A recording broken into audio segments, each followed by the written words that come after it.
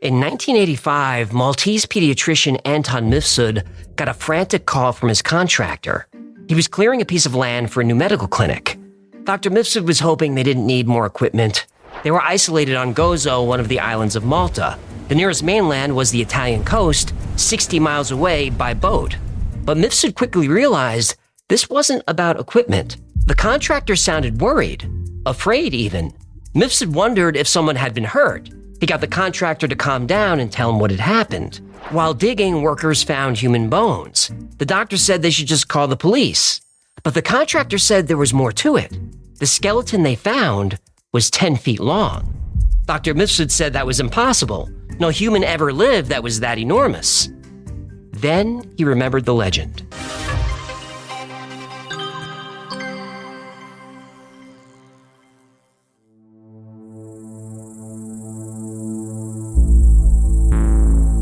It was a late winter night on the island of Malta many thousands of years ago. A farmer was awakened by a strange rumbling sound. It sounded like wind, but deeper.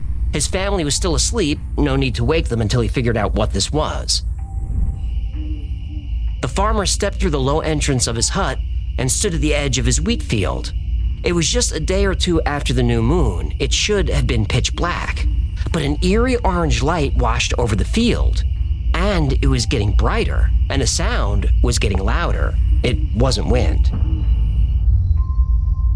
He'd seen meteors before, but they were small and came in bunches. This was a single large object blazing a path through the night sky. Then he became afraid. It was getting bigger. This fiery object, whatever it was headed straight for the island. He wanted to warn his family, but there was no time. Seconds later, it roared past. It left a trail of fire in the sky above his hut, his field, and then into a valley nearby. A bright flash lit up the island and the sea beyond. Then, just as quickly, the darkness returned.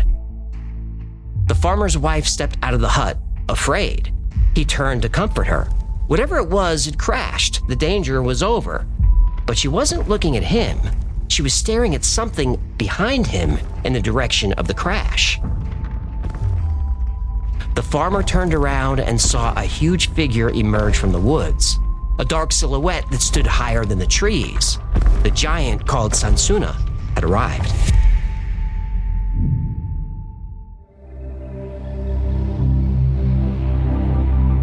When Sansuna emerged from the woods on Gozo, the locals were terrified. But despite her overwhelming size and strength, she eventually earned their trust. She claimed to be from a race of beings called the Nephilim, and she promised to protect them. The farmers in the islands were in constant danger from raiders and pirates, but now with the arrival of this giantess, the Maltese had a powerful guardian. The islands were abundant with huge limestones, some weighing 20 tons and stood 20 feet high. To the Maltese people, the stones were too large to be useful. This was thousands of years ago. They had no metal tools. They hadn't yet discovered the wheel. But Sansuna was able to pick up even the largest stones and carefully place them one by one. Soon, enormous temples were assembled.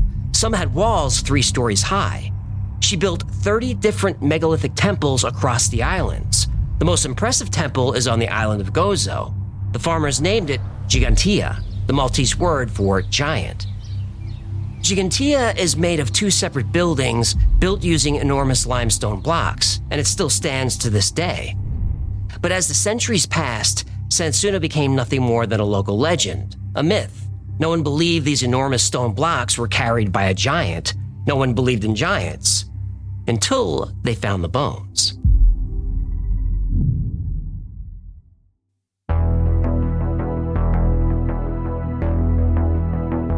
The Maltese Islands have been continuously occupied for thousands of years.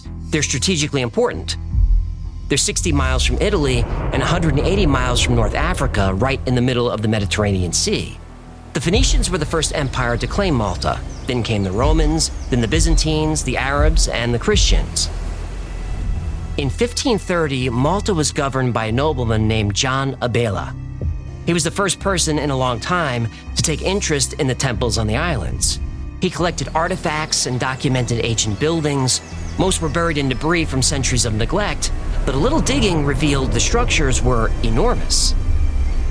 Abela didn't understand how these huge temples could be built by ancient farmers.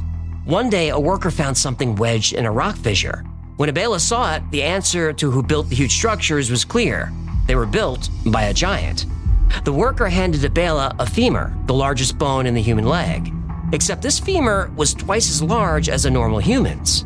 A person with a femur this big would be about 10 feet tall. Sansuna. Yep. Soon, Abela had workers all over the island hunting, and by 1647, he had enough bones to publish a pioneering book that made him famous. He's been called the father of Maltese history. Tell the people the name of his famous book there. Well, that's not really important to the story. Yeah, you can't pronounce it. It's Italian. I can pronounce it. Go ahead then. It's not... 20 bucks says you can't do it. Abela's book was titled Della descrizione di Malta Isola nel mare siciliano con le sue antichità ed astre notizie. Take it. Grazie mille. Show off. The book documented skull fragments, giant femurs and tibias, impossibly large vertebrae, and enormous pelvic bones. Yeah. Abela concluded that the Maltese temples were built by a prehistoric race of giants that lived on the islands. Abela turned his home into Malta's first museum. He put the bones on display and opened the museum to the public. Anatomists and naturalists who saw the large bones agreed they must have belonged to giants. Skeptics said they were animal bones, and until the sites were fully cleared, there was no way to know for sure. Then centuries later, proper archaeological excavations were done. But what they uncovered didn't solve the mystery. It added to it.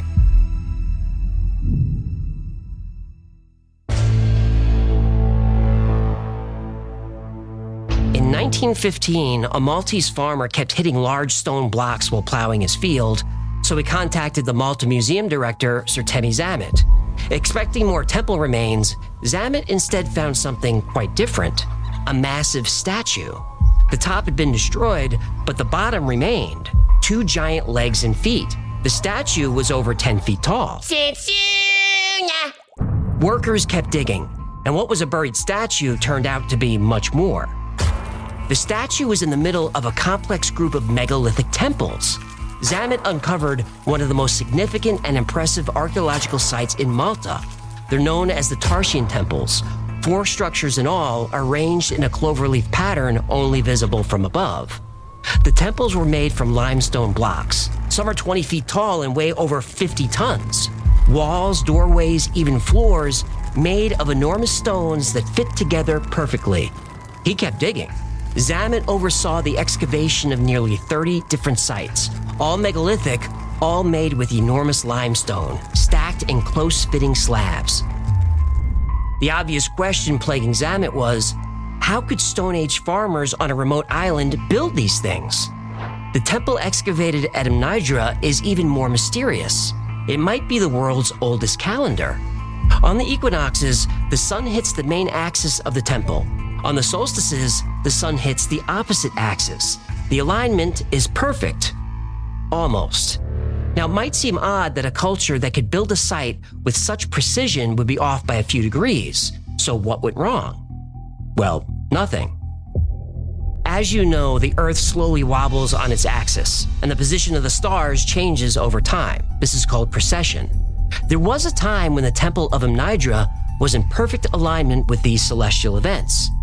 10,200 BC. Oh, that means Yep. the Younger Dryas. 10,200 BC is just after the end of the Younger Dryas, when the ice sheets melted and a great flood rushed over the Earth. The flood was quick and it was merciless. Coastal cities were gone, shredded by a mile-high tsunami moving at the speed of sound. Their remains scattered at the bottom of the sea. The only human survivors were the ones on higher ground. The entire landscape of the Earth was changed. The cause of the flood is still being debated. Some say it was caused by the impact of a giant asteroid, while others believe it was a massive solar event. But Zamet was exploring Amnidra in the early 1900s. He didn't know anything about asteroids or solar storms, but he did know the story of the Great Flood. The flood was the wrath of God, meant to destroy the Nephilim. The flood was meant to kill the giants.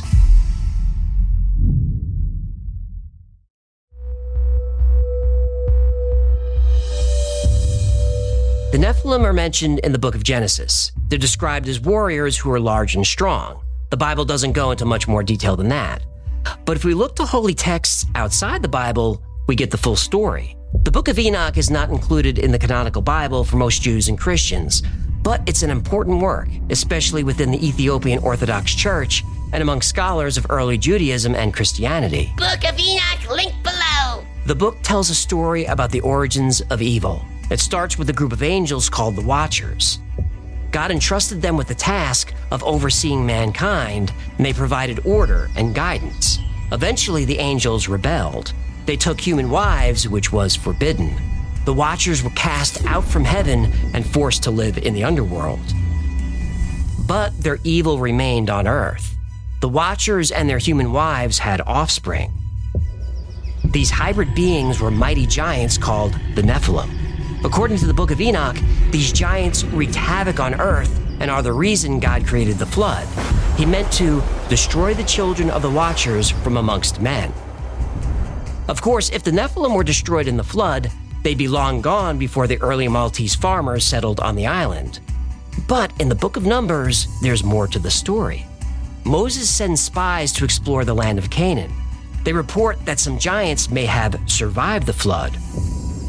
The land through which we have gone to spy it out is a land that devours its inhabitants, and all the people that we saw in it are of great height. And there we saw the Nephilim, and we seemed to ourselves like grasshoppers, and so we seemed to them.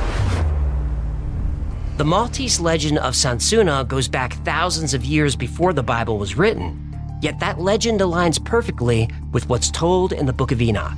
Sansuna was a demigod stranded on the island, a giant who survived the flood, and she wanted to continue her species. Bad idea.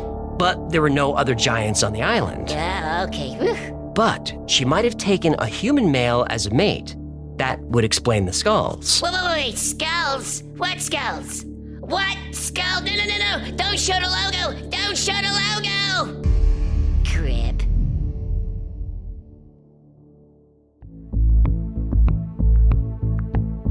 In 1902, the British Navy expanded its base in Malta, and new housing developments started popping up all over the islands. On one job site, workers were digging out an area for a large water tank. Suddenly, the ground gave way, exposing an enormous underground chamber. Excavations revealed a subterranean maze of rooms and burial chambers. Zamet named the site the Hypogeum, the Greek word for underground. What Zamet found mirrored the megalithic temples above ground. There are limestone walls and doorways, the same slate floors. The stonework is precise and massive. Zamet and his team were stunned by the size of this underground world. Then they discovered this was just the first level. There were 2 more levels below, maybe more, and the Hypogeum was full of well-preserved artifacts. The most common design was the same found everywhere on the island, the figure of a giantess. Sansuna. Many parts of the Hypogeum were used as a burial site. That meant there would be bones. Zamet recovered the remains of more than 7,000 people. Some of the bodies date back to the Neolithic period. He documented every bone he found, until he got to a group of skulls he couldn't quite explain. 12 of them. The skulls were elongated. Like alien heads. Well, they do look like that. But Zamet knew many cultures around the world used head binding to stretch their skulls. So Zamet had scientists examine them. And they confirmed that the long cranium was natural, not the result of bonding or boards. But it gets even stranger. Every human skull has a seam between the 2 parietal bones. It's called the sagittal suture. When we're born, our skulls are flexible. That makes it easier for our big head to, Squirt out the baby chute. Right. As we grow, the 2 halves of our skull fuse together, forming that seam. But these elongated skulls had no seam at all. That's impossible. That seam is a key part of human development. So these skulls aren't human. Nope, they didn't seem human. Well, not completely human. In 1920, National Geographic magazine reported that the first inhabitants of Malta were an alien race with elongated skulls. Now, Zamet would have called that crazy, except he couldn't explain the skulls otherwise. Then he remembered the story of Sansuna. Sansu! Nah. Part of the Sansuna legend is that she carried stones under one arm while cradling a baby in the other. The child was a Nephilim-human hybrid. So let's go back to the skull for a second. For a child to be born with a fully formed skull, it would have to travel through a very large... Baby chute. Yes, like that of a giant. Now maybe these skulls belong to the descendants of Sansuna. If they were human Nephilim hybrid children, they would have the size and strength to carve and build the Hypogeum. Now it's a fun story and adds to the legend, but still this was conjecture. There's no proof of giants living underground in the Hypogeum. Until 1940, when someone saw them.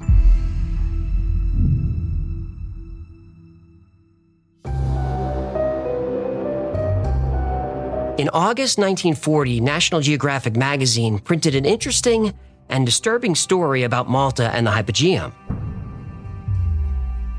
First, the article reported that excavators discovered the bones of over 33,000 people who had been sacrificed by an ancient pagan cult.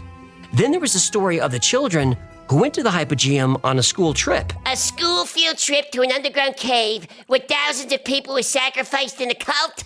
Yep. Yeah, they must have signed one hell of a waiver with that permission slip, huh? Well, I hope so, because the children went in and never came out. What? Yep. 30 school children and their teacher went down a passage. They either got lost or stuck behind a cave-in because they were never seen again.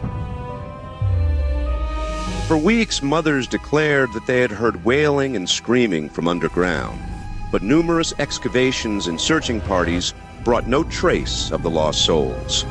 After 3 weeks, they were finally given up for dead. To this day, the children have never been found, which brings us to the story of Lois Jessup.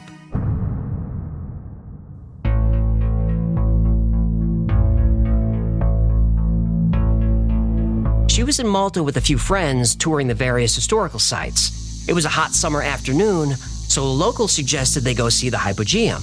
Not only was it an amazing historical location, it was underground. It would be nice to get out of the Mediterranean sun. When they found the entrance, they hired a guide named Joe to give them a tour.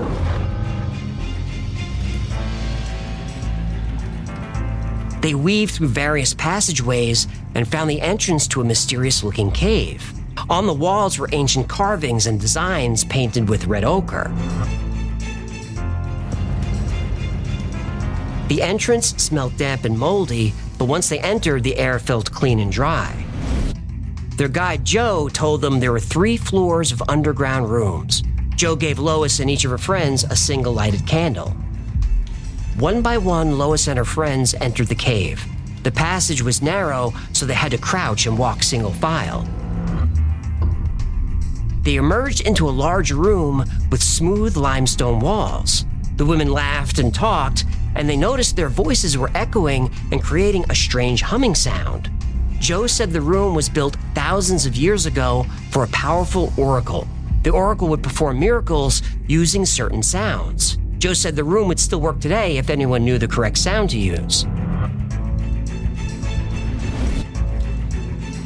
Lois and her friends followed Joe through another narrow passage. The ground was steep. They were going down, very far down, into the deepest part of the Hypogeum. Yeah, I don't like where this is going. Do you mind? Sorry. I'm just trying to, break the tension. Yeah, I was building tension on purpose. Oh. Oops. Lois wasn't sure how far down they went, but her senses told her it must have been 20 or 30 feet. The tunnel opened up to another large room. Cut into the walls were shelves. Lois thought they looked like beds or resting places. She got a closer look. They were shaped like coffins. Joe said they buried their dead in here. He gestured to a slit in the wall, and Lois realized there were slits carved all around the room, evenly spaced. She looked through one and saw skeletons. Lois asked about them, and Joe said they were prisoners and their remains could not be disturbed. They looked around for a few more minutes, then Joe said, "This is the end of the tour, it's time to go back." Then Lois asked Joe, "What's down there?" She was pointing at a small square doorway, maybe 3 feet wide. Joe said, if you go in there, you go at your own risk, and you won't go far. Now, Lois felt like this was a challenge. She grabbed a length of rope and tied it around her waist. She passed the rope to another friend who did the same, and then another and another. Lois and her 3 friends squeezed through the small opening. Oh, like a baby chute. Sorry, go ahead.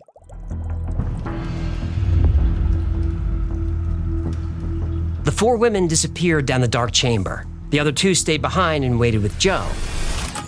It was dark, but the women still had their candles and they were having fun. This type of adventure was exactly what they were looking for. Finally, the passage opened up and Lois was able to stand. When she got to her feet, she felt herself leaning forward.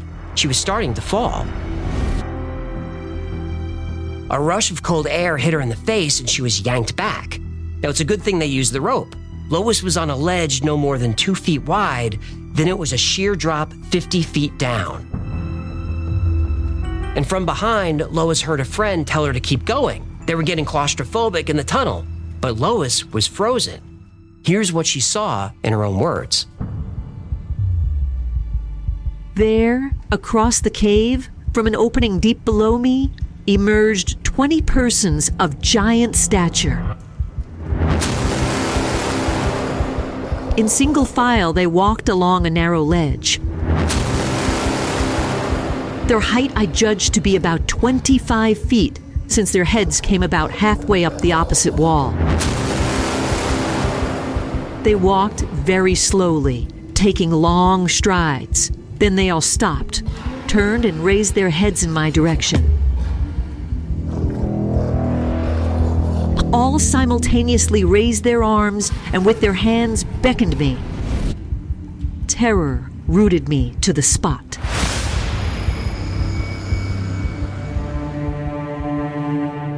Another gust of wind rushed up from the cavern, this time blowing out Lois's candle, and everything went black. And then she started screaming. She was in pure panic. She heard herself yelling, go back, as she shoved her friends back the way they came. The women spilled back into the room where Joe and the other 2 friends were waiting, and Joe said nothing, but Lois was suspicious. I looked up at him, our eyes met. I knew that at one time he had seen what I had seen. There was an expression of caution in his eyes, adding to my reluctance to tell anyone. I decided not to. Lois turned to head back to the surface when Joe grabbed her arm. He said, if you're interested in exploring further, you should join a group. Soon I'll be taking a teacher and her students down there. I'm sure they'd enjoy the company. Whoa! I left my address with him and asked him to have the school teacher get in touch with me, but I never heard any more about it until one of my friends told me to read the paper. A few months later, Lois returned to the Hypogeum and found another guide. She wanted to know about the teacher and the children, but the guide shrugged and said he couldn't talk about it. Lois still wanted answers. She asked, where's Joe, the other guide? The man said, ma'am, I alone have been the guide of this catacomb for years. I don't know anyone named Joe. Lois went to respond, but something about this man frightened her, so she left. And though it had been her favorite place in the world to visit, she never went back to Malta. Never again.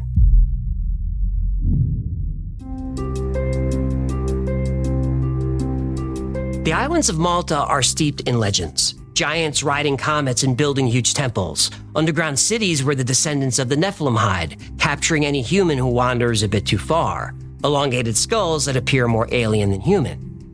But how much of this is true? Quite a lot of it, actually. But not all of it. The temples on Malta and Gozo remain a mystery. No one knows for sure who built these structures or why. They remain among the earliest freestanding structures in the world. Mainstream archaeology debated the age of the temples for years, saying they couldn't be older than 2600 BC, the Bronze Age. But carbon dating shows they're at least 1,000 years older than that. That's a proven fact. As to whether they go back to the Younger Dryas, there's no physical evidence. But the solar alignment theory about Amnidra is true. It would align perfectly if it was built between 12 and 13,000 years ago. We just can't prove it. But for years, mainstream science did get the age of these sites wrong. They were built during a time before humans had the tools to work stone so precisely. They were built before the wheel. They were built before writing, but there they are. You couldn't build these things without very advanced engineering and logistics. Nobody has yet to explain how this could have been achieved. As for the giants, Sansuna! the giant bones Abela found in the 1600s turned out to be from elephants, not actual giants. So above ground, there's no evidence of giants. Below ground, things get a little more complicated. Ooh! But let's clear up a few things first. Oh. Zamet didn't find 7,000 skeletons. He found about 7,000 bones. In all, about 120 individual skeletons have been identified. As for the 33,000 sacrifices, there's no evidence of that. 120 people, that's all we got. As for the missing children, that's an urban legend. Locals think it was a story parents told their children to keep them out of the Hypogeum. In fact, in the catacombs under St. Paul's Basilica in Rabat, Malta, there's a wall painting that tells a story of a group of children disappearing in the caves underground, as a warning. Now, Lois Jessup's story is interesting. She was a real person, and she really did write that story. I quoted some of it, but it's probably just a story. The types of rooms she describes don't exist in the lower levels of the Hypogeum. Now, sure, she might have stumbled into a secret level known only to giants, but you can't get much lower before you're underwater. The curators of the Hypogeum said that if she was in a flooded chamber with a candle, reflections might have disoriented her. Now, that could be true, but the fact that her story includes the missing children is what debunks it.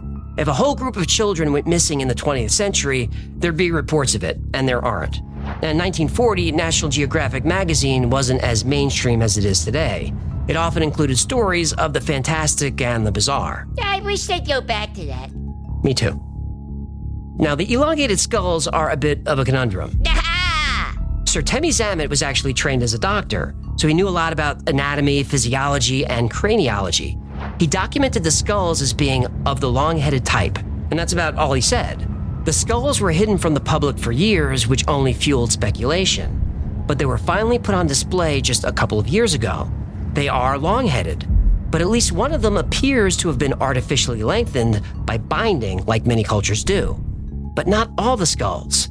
Now, the skeptics will say the elongation is genetic. Yeah, alien genetics. Or were the skulls elongated as a way of worshiping a prehistoric god who is actually an alien? Ancient astronaut theorists say yes. Maybe. They're still being studied. Now, I didn't know much about the mysteries of Malta before researching this episode. And stories about giants, I do those because people like them, not because I believe them. But the Temple of Amnidra really threw me off. The sun really would line up with the structure perfectly at the end of the Younger Dryas over 12,000 years ago. Now, I don't know how many times the Younger Dryas and the Great Flood have come up on this channel, but we're 3 years in, and they've come up a lot. When I first started the Y-Files, I believed almost none of these stories, and most of them are still bunk. They're fun, but they're bunk. But there have been a few episodes that, after researching, made me a little bit of a believer. Not a full believer, but much more open-minded. I don't know, maybe I've been doing this too long and the tinfoil is seeping into my brain. You get used to it. I was once a complete non-believer, but now, after years of research, I believe the moon might be hollow.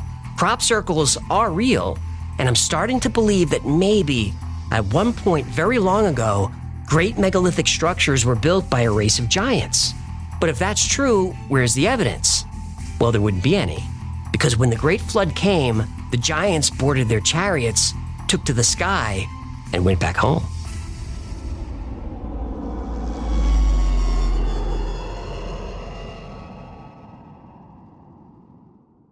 Thank you so much for hanging out today. My name is AJ. That's Hacklefish. Ooh, ee, ooh, ting, tang, walla, bing, bang. This has been the Y-Files. If you had fun or learned anything, do him a favor, subscribe, comment, like, share. That stuff really makes him happy. And like most topics we cover here, today's was recommended by you. So if there's a story you'd like to see or learn more about, go to theyfiles.com/tips. And remember, the Y-Files is also a podcast. Twice a week, I post deep dives into the stories we cover here on the channel, and I post episodes that wouldn't be allowed on the channel, and those are labeled unredacted. It's called the Y-Files Operation Podcast. I know it's not very unique, but it's easy to find. It's available everywhere you get your podcasts. Now, I know the schedule's been a little janky lately, and I'm sorry, we're trying to catch up. But in between episodes, if you need more Wildfowls in your life, join our Discord server. We're over 50,000 members, so there's people there 24/7, and we're talking about the same weird stuff that we do on the channel. It's a great community, it's a lot of fun, and it's free to join.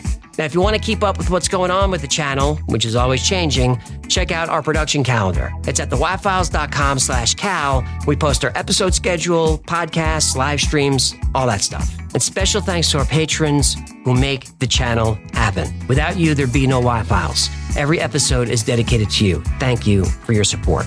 And if you'd like to support the channel, consider becoming a member on Patreon.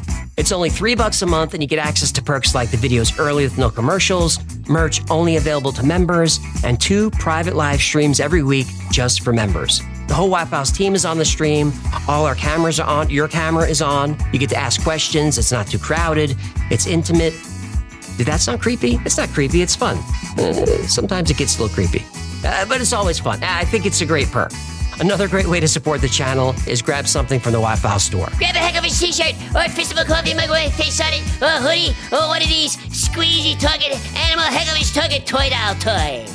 And those are the plugs, and that's going to do it. Until next time, be safe, be kind, and know that you are appreciated.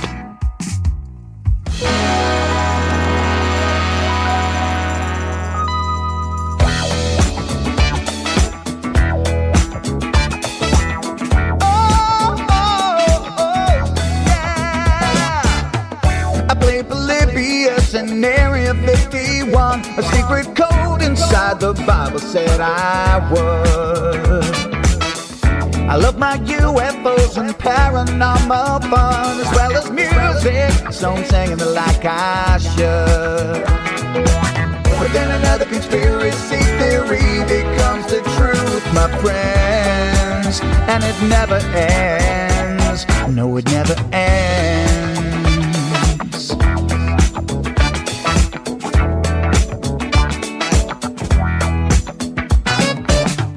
I fear the crap cat and got stuck inside Mel's hole with MK Ultra of being only too aware.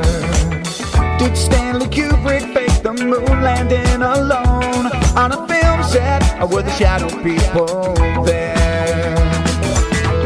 The Roswell aliens just fought the smiling man, I'm told, and his name was Cold. And I can't believe I'm dancing with the fish. Head to fish on Thursday nights with AJ2, and the Wi-Fi's have the beat all through the night. All I ever wanted was to just hear the truth, so the Wi-Fi's have the beat all through the night.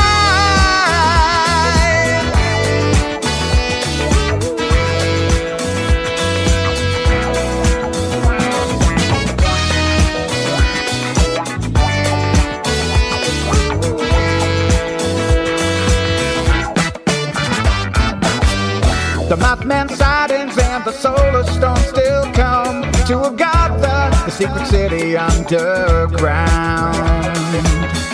Mysterious number stations, planets Earth 02, Project Stargate, and what the Dark Watchers found.